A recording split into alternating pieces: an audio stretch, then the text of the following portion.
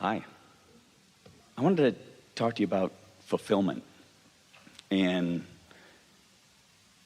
a lot of the times you talk about happiness and joy in the moment, and a lot of your talk just now was... Before you go, we are going to hear you fully, but we're just going to stick a couple of things in.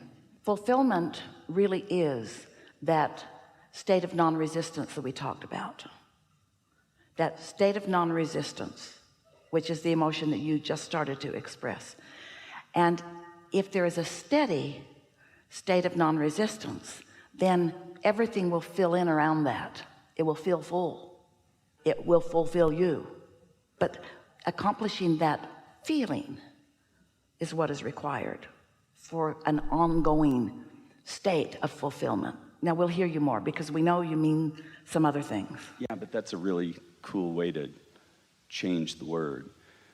When I think about it, I think about accomplishment, like the thing that I have, a big dream that I was given by source. All right, so let's talk about that. Step one is your mechanism for accomplishment, because step one causes you to reason, to compare, to experience, to have exposure to life, to decide. So step one really is an accomplishment state, the beginning of accomplishment. That's where you actually do the creation. That's where you find each and every ingredient and put it there.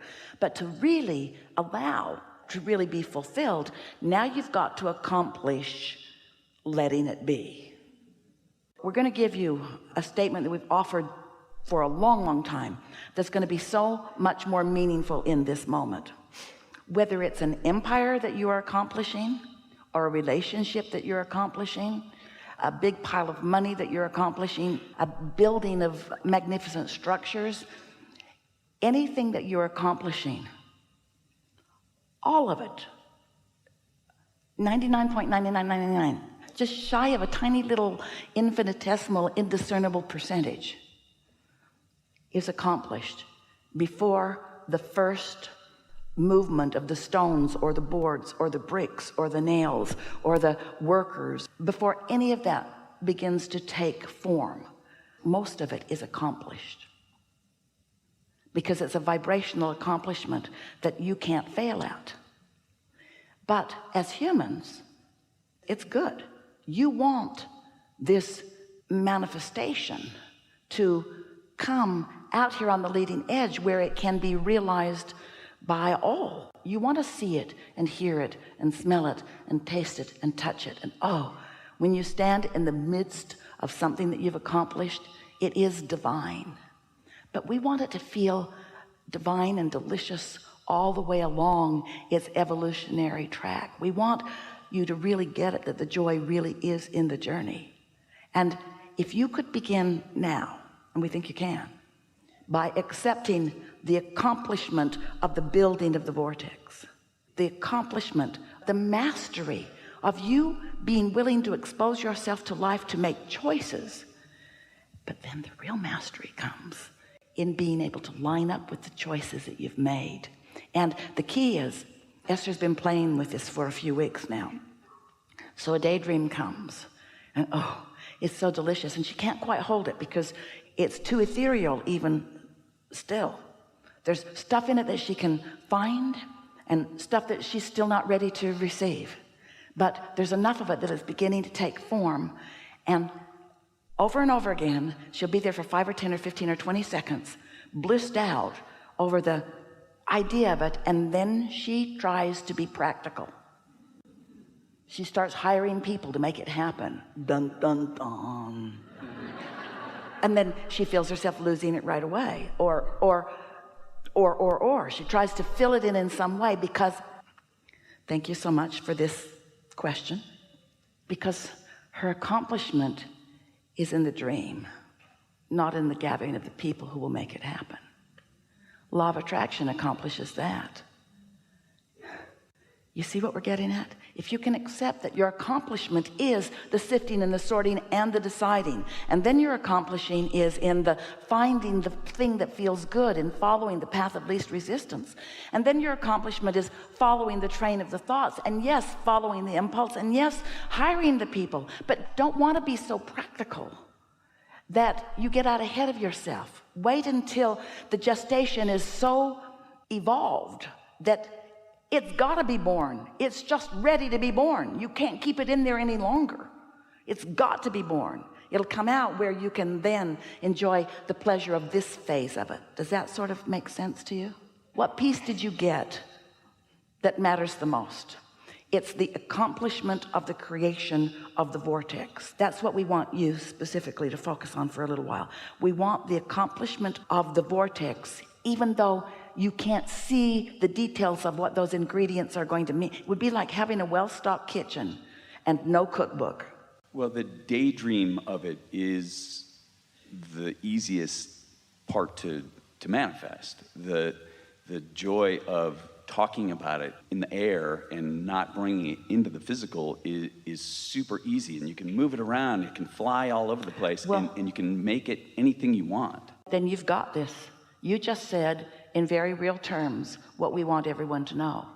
When it's easy as you say it is, as you mean that it is, then you've got this. Jerry wrote a paper years ago entitled, "Keep Your Ideas to Yourself Until They Are Fully Developed." And it was addressing this very fact, although he didn't know it. He did not know us when he wrote that paper. He had not evolved in his understanding of vibration and resistance and that sort of thing. But he had just seen so many people start to dream and talk about it. And then practical, well-meaning people around them would talk to them in practical terms and kill their dream. And it's not just the practical, well-meaning people around you, it's you, your practical, well-meaning self. Because you still really believe that you got to make it happen. And usually the reason that you believe that you got to make it happen is because you're trying to prove worthiness to someone or something. You're wanting to stand out in some way, where if you are satisfied with that dreaming state, it was like, and Esther's like this too, you were willing to experience the daydream for what it would accomplish. And we want you to accept that the daydream is the accomplishment. The daydream is the creation. If you can capture this, and then we'll take a segment of refreshment. If you can capture this, you'll be well along the way to understanding the mastery of creation. So accept that the vortex exists and that it's full of ingredients, and that these ingredients are pure positive energy, that there's no resistance within them, that there's belief in them, that there's knowing within them, and that the cooperative components among them are happening. And so it is the basis of all creation for you. Just focus there for just a little bit. And now put yourself in a place where you are so not worried about anything, so blissed out, that these ingredients can be realized by you, some little piece of it. If you can hear that your daydreams, those delicious, good-feeling daydreams, are born out of this vortex, and that every time you get one, it's a sign to you that you are non-resistant, that you are experiencing the mastery of creation. And here's the comparative word, that you have tapped into the energy that creates worlds, that there is power in that. And here it is. You don't in that moment try to turn that power into some practical means for yourself. You don't try to direct it right away, because it will direct you. This is a calling that you will receive. This is what inspiration is, you see. Humans don't like that because they want to lead for the reward. They want to lead for the comparison. They want to lead for the mark on the chart. But we want you to understand you already led through your step one.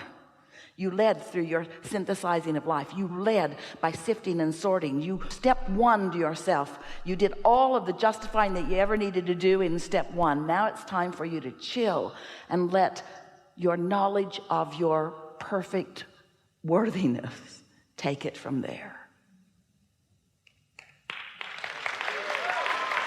And is there ever a time where, when you get that inspired action step, then you'll want to act, of course. Then you'll want to act.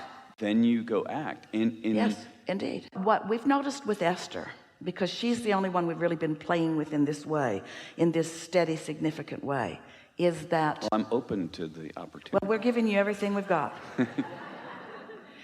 Is that she is fighting, and that's not really the state of being that we want her to be in, but she's fighting the urge to be practical because she so wants to jump into action. In other words, a nice man holds up a sign, hire me. So she wants to. He might suck. There's someone who says, hire me. And so sometimes somebody tuned in, felt pretty good, so they'll jump right into that when there may be more things in the vortex. You see what we're getting at? So she's fighting the urge. She'll buy a car because the salesman wants to sell it. Felt like a good idea. The impulse was strong. So it isn't until you have allowed your vortex to really evolve and you've become familiar with what's there that you can tell when it's really time to act and when it's not. And how do you learn that? By acting and then seeing the results. But after a little while, you see, you all are resistant to the idea of good just coming to you because you already deserve it. But that's how it's supposed to work.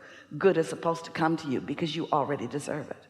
But you've been comparing yourself to others, and so you want to prove your worthiness. And with every effort you make to prove your worthiness, you block the good that would come if you weren't working so hard to prove your worthiness.